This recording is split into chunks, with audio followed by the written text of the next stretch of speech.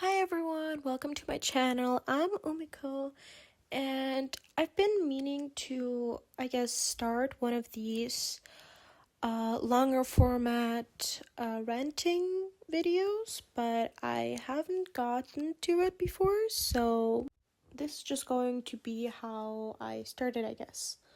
In this video, I kind of want to talk about one of the main characters from my webcomic, Not a Hero. Um, it's not out yet, and I'm definitely still working on it, which is why I'm trying to make these kind of videos to, I guess, motivate myself to finally finish it. It's kind of hell to finish any project before I get my ADHD meds, and this is just the way it goes. But basically, the comics about, to summarize it pretty well, is about two best friends. One gets superpowers through this classic of, oh no, radioactivity. And instead of the usual reaction of immediately, like wanting to be a hero or just being pushed into it by some other trauma, she actually is going to try and avoid being a hero as much as possible. And her best friend is going to be the one who's trying to hype her up and get her to the point where she's maybe like using her powers for good. But she's obviously not the one who I'm talking about. Otherwise, you'd see a video of the drawing of her, which, by the way, I have that drawing and I will post it soon. And there's going to be much more about Jules as well. But this video is about Malcolm, so that best friend of hers.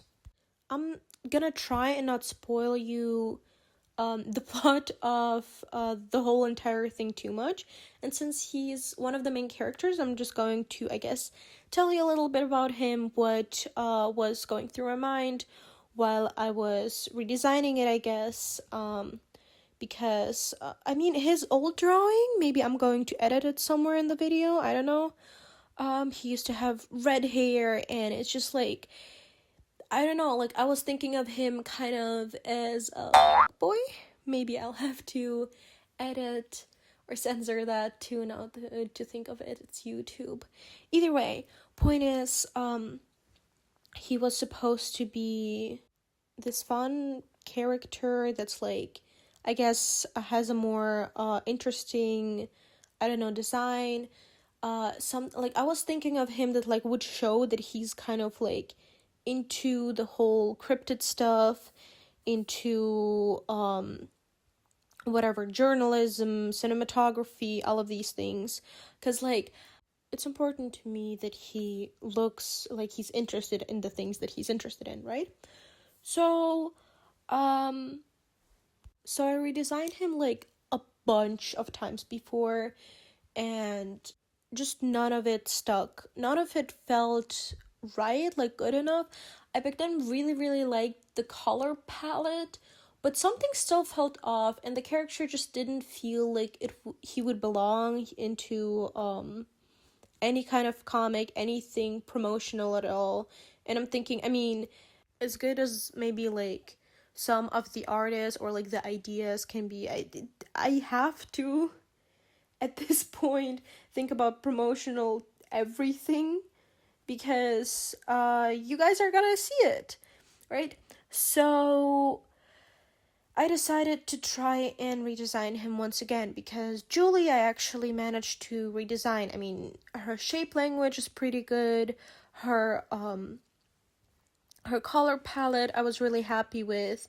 And then there's Malcolm, who just there like who doesn't fit really into any universe that I ever create, no matter what kind of color palette I make, no matter how much I try to like at this point base things around him, even though for the first half of the story he's not the point of view that we're gonna be following anyway, right? So I just kind of was stuck for a while. And then I tried to to redesign today as well. And then it just hit me at some point that maybe, what if I just change him up entirely. I mean, Julie, I changed up so many times and her silhouette looked so much more different so many times that, like, at this point, why don't I change him up? I knew that I definitely wanted to keep his elongated face. I knew that I wanted to keep the hairstyle for sure. It was just, like, very important to me. But the rest of him, I mean, his clothes, his the things that he was carrying around with him, I wasn't, like, fully sure on that. Like, I wasn't really set on it. So I decided to look, okay, what would be he like personality-wise? What would his interests be exactly? I knew that he liked cryptids. I knew that he liked vlogging. So I was trying to, like, expand on that. That's why you see, like, me writing out this whole thing with, like, cryptids, journalisms, like, you know, the rest. And while I was, you know, drawing him, at some point it just hit me like, oh wait, the other character, Julie, she I literally made a prop design for her phone and her headphones. So why don't I also give him some sort of prop that he's always wearing with him, right? So I tried doing that. Obviously, as you can see, it worked out pretty fine. I mean, it helped me actually design him and make him just, I guess, stick out from the rest, I guess, of characters that you would see online. I don't know. Point is, I really liked that prop, and I think it gave, like, some kind of personality to his character, which also allowed me to be able to give him a hoodie and not, like, dwell on the fact that, I mean, I used to love this drawing from the old design where he had, like, a sleeveless shirt because he really looked pretty, but I just don't think it would fit him, especially because it does make sense since the other character, Julie, she's wearing a sweater, and it, even if it's, like, even with the way how it's off shoulder for her, it just doesn't make sense for this guy to be wearing something this thin when his friend literally is wearing, like, something, like, much warmer. Like, they're definitely dressed for different weathers, and I don't want that, so I had to fix that as well, right? And then at some point, when I'm coloring, you'll also see that I already, like, had a preset, I'd say, like, color palette for him. I definitely had an idea of what had to be there. I knew that I wanted purple and pink colors to be, like, the two main colors of his clothes and everything. And I really didn't want to divorce the whole idea of him having red hair, because, I mean, that's the one thing that, like, stuck around with the character design for literal years. I didn't think that I'm gonna, like, ever change anything. And then at some point, while I was trying to, like, do the accent color, because it had to be something this radioactive green, right? I had decided on this like, much longer ago, and I just didn't want to give him, like, pins to his hoodie. So I mean, I had to bring the attention somehow back to the face, and I didn't want to give him any piercings or anything. I wanted to keep his black eyes as well. So at some point after the pins on the strap of his bag didn't work, I just thought, like, okay, I'm definitely not gonna change it to this color, but how would it look like if I were to change the hair to the green? And the worst part is it turned out to look very good. As you can see, it kind of, like, I really like how it, like, ended up actually tying in, like, all of the whole I guess color palette in general. And unfortunately, I had to keep it. Okay, so I love people with green hair. Well, That's a strong statement. I don't care about them. It's Gosh, why am I making this personal? I'm sorry about this. But my point is that I really, really like the red hair on him. And just having to, like, change that to anything made me just so sad. So when I made, like, it look green, I was streaming actually, and I just had like a small little crash out, just a little meltdown that, like, oh no, you look so good with green hair. That's terrible. I was so upset with it, and honestly, I'm glad that I changed it now.